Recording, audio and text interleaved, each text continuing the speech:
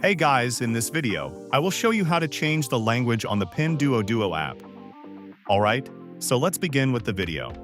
First of all, open the Pinduoduo app on your phone and make sure it is updated to latest version available.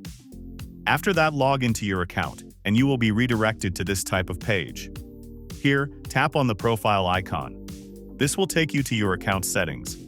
In your profile, look for the gear icon or any option that says Settings. Once you tap on Settings, scroll through the settings and find the option for Languages. Click on it. You will see a list of available languages. Choose the one you prefer, like English. Once you have selected your preferred language, the app will refresh and everything should now be displayed in your chosen language. Then click Save and that's it. You have successfully changed the language. So that's basically how you can change the language on the Pinduoduo app.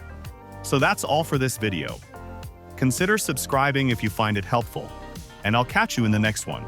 Thanks.